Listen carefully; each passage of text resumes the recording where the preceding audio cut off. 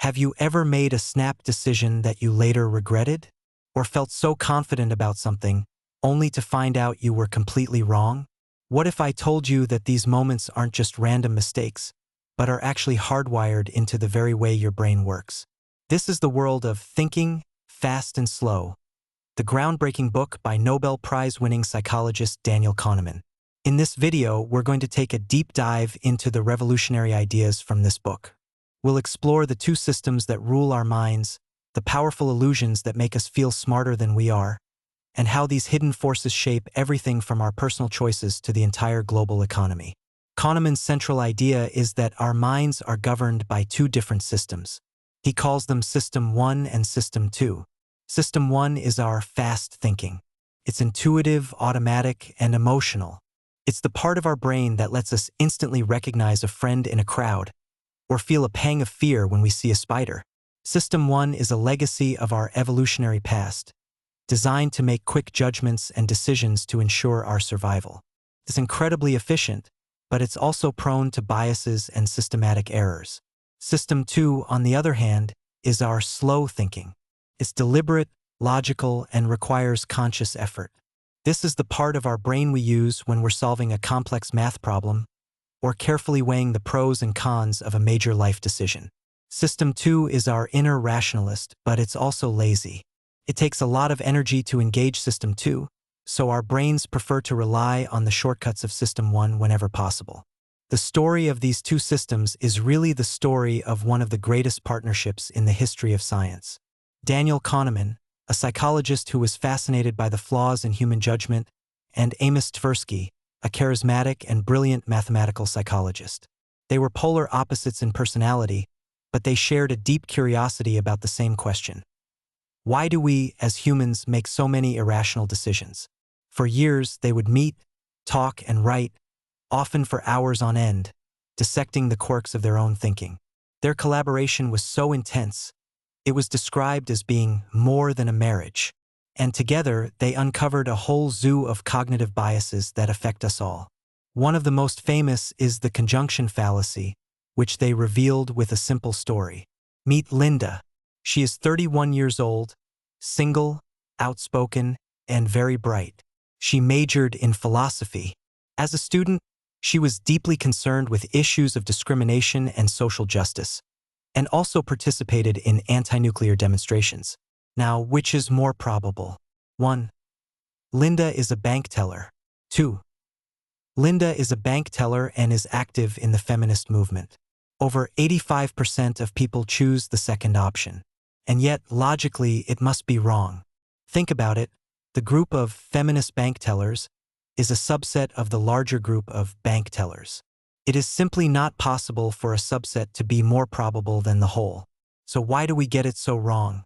Because System 1 doesn't deal in logic. It deals in stories. The description of Linda creates a rich, coherent story of a politically active, socially conscious person. Feminist bank teller fits that story perfectly. Bank teller on its own feels incomplete. Our intuitive System 1 substitutes the difficult question of probability with an easier one. Which story is more coherent? This is the illusion of understanding at its most powerful. We are wired to prefer a plausible story over a probable fact. So, if our intuition is so often wrong, should we just ignore it completely? Not necessarily. Kahneman makes a crucial distinction between expert intuition and the unreliable gut feelings most of us experience. He argues that true expert intuition is not magic. It's a form of recognition. It's the brain's ability to match a current situation to a pattern it has learned from thousands of hours of past experience. But for this expert intuition to be trustworthy, 3 conditions must be met. First, the environment must be regular and predictable. Chess is a perfect example. The rules are fixed and the patterns are consistent. Second, the expert must have had an opportunity for prolonged practice in that environment. A chess grandmaster has spent tens of thousands of hours studying the game, burning these patterns into their mind. And third, there must be rapid and clear feedback. When a firefighter enters a burning building and feels that the floor is about to collapse, that's an intuition born from years of experience where they've seen similar situations and learned the subtle cues. They get immediate feedback. Either the floor holds or it doesn't. Now, contrast that with a stock market analyst trying to predict the next big trend. The stock market is a highly irregular environment. There is no clear, consistent feedback.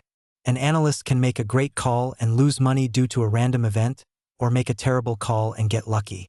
In these wicked environments, as Kahneman calls them, intuition is completely unreliable.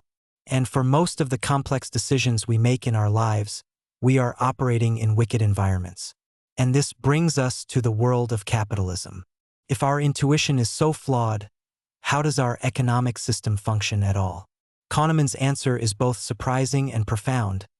Capitalism is driven by a collective form of optimistic bias. Think about it. Who would start a new business if they were completely rational? The odds are stacked against you.